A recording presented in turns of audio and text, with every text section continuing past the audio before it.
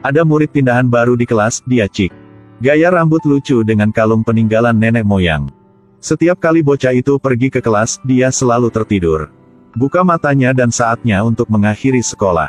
Tetapi setiap kali ujian, dia mendapatkan tempat pertama di kelas. Apakah itu membuat Anda marah? Mendengar bahwa bocah pirang itu adalah bos di sekolah. Tapi Cik mengatakan sesuatu yang membuatnya berhenti menjadi bosi. Pada titik ini, dapat dikatakan bahwa Cik adalah bos di sekolah. Kemanapun dia pergi, dia bisa memberi jalan. Teman satu meja Cik itu adalah Mike, sama anehnya. Dua orang yang duduk di meja yang sama selalu saling mengkritik. Setiap hari, ucapkan tidak lebih dari 10 kalimat. Satu hari sebelum liburan musim panas.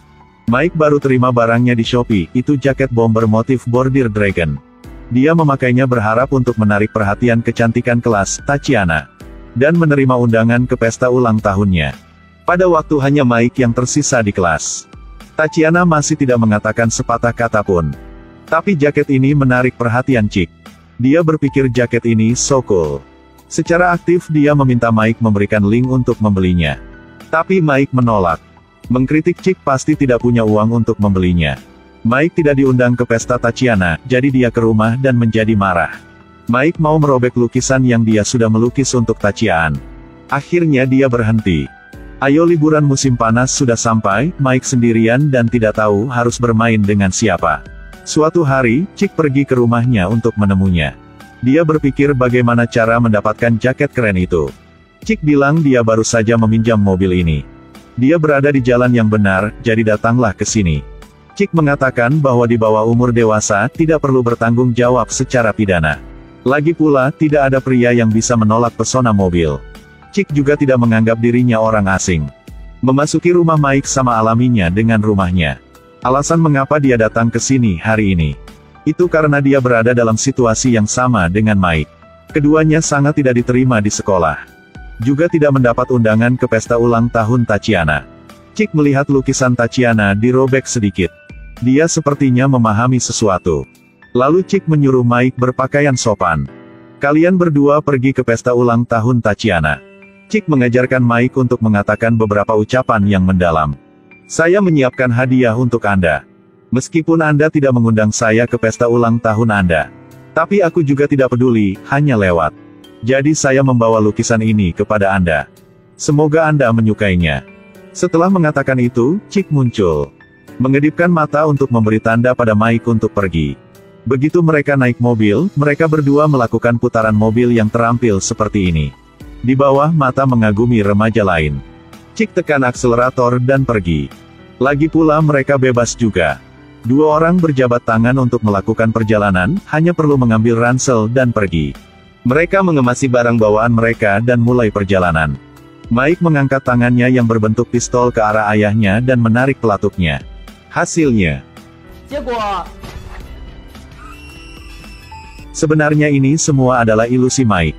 Dia membawa sekretarisnya ke rapat. Mike ditinggal sendirian di rumah. Jadi dia memutuskan untuk melakukan perjalanan dengan Cik. Mike baru saja menyalakan ponselnya dan membuka Google Maps. Tapi Cik sudah mengambil ponsel itu dan membuangnya dari mobil. Katakan hal-hal itu hanya untuk digunakan perempuan. Ayo terus ke selatan.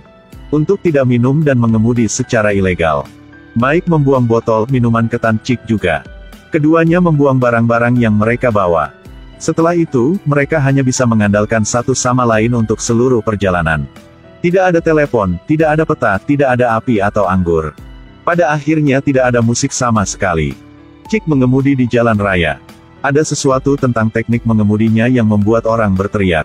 Seorang paman melihat ini dan mengejar mereka. Meneriakkan beberapa kata dan kemudian mengambil gambar dari mereka.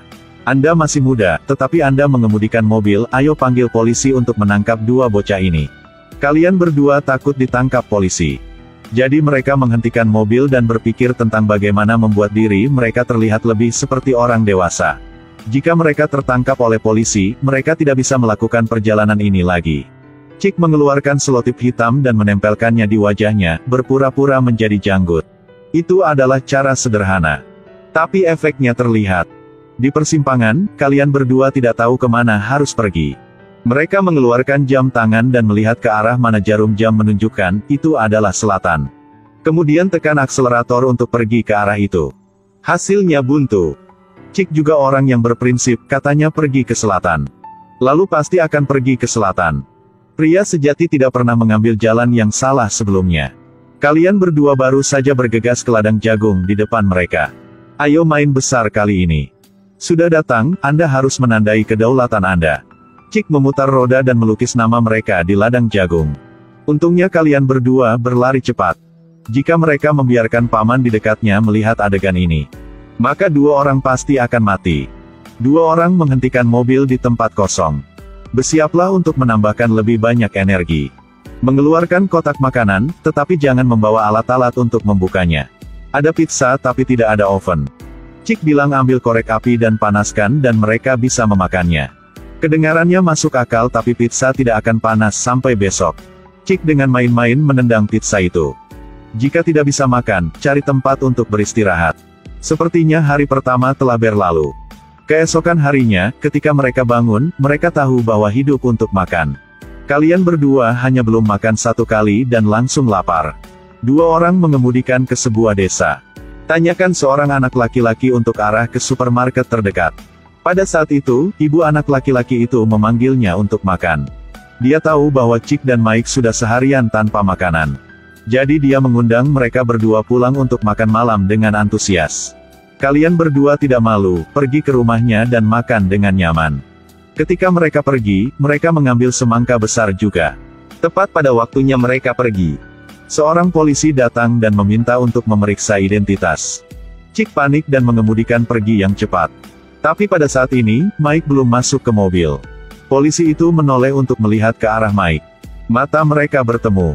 Apakah Anda ingin mengikuti saya pergi? Mike tidak terlalu memikirkannya, berlari ke arah sepeda polisi.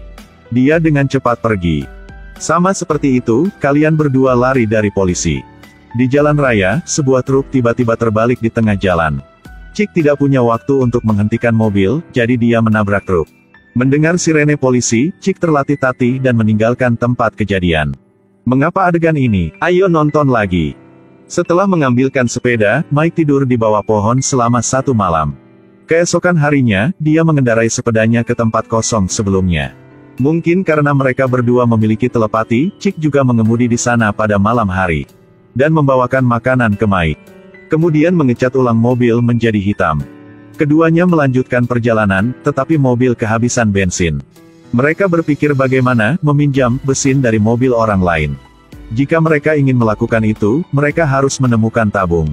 Mereka akhirnya menemukan alat di tempat sampah.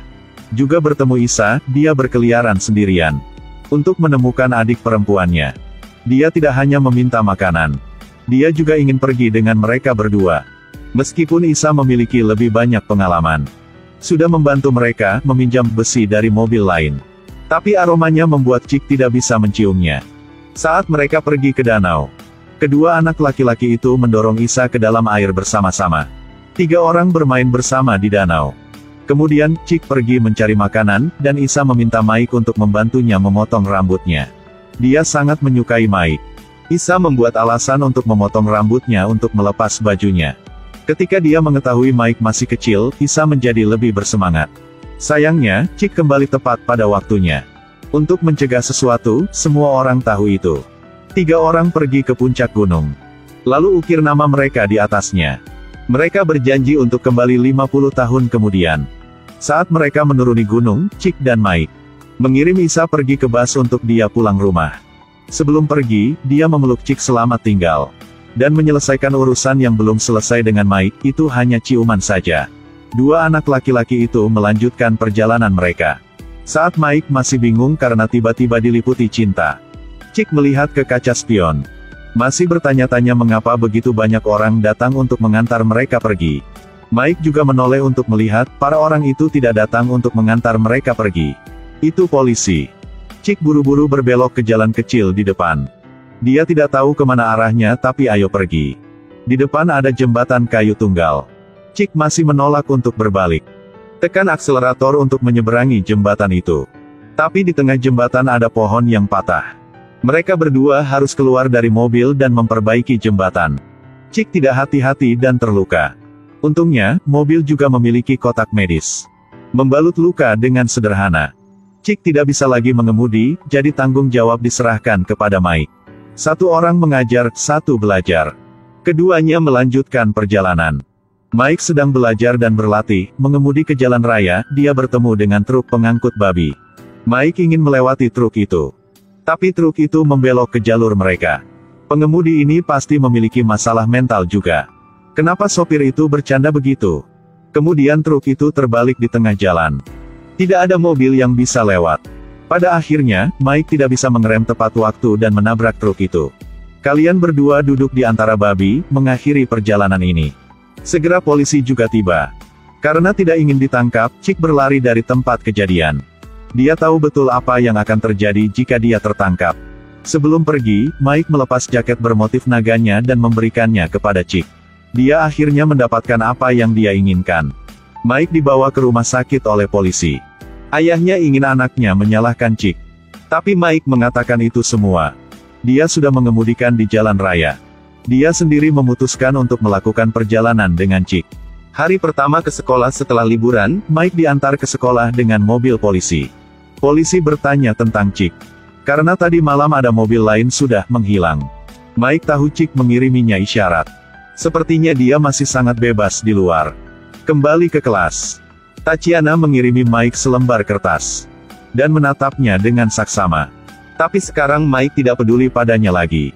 Sekarang dia hanya berpikir tentang citra temannya yang gila dan nakal Chick. Setelah perjalanan aneh itu, Mike tidak melihat sesuatu yang istimewa tentang Tatiana lagi. Sebaliknya, dia sudah sangat dewasa. Sebenarnya di masa muda, kami dulu berpikir untuk melakukan perjalanan yang gila. Tapi ada banyak alasan yang berbeda. Dan perjalanan itu masih sebatas rencana. Nanti, ketika kita dewasa, ada lebih banyak alasan juga. Jadi tidak ada waktu untuk menyelesaikannya. Jika Anda punya teman seperti Chick ketika Anda masih muda, apakah Anda ingin melakukan perjalanan seperti ini? Filmnya sudah selesai, bye.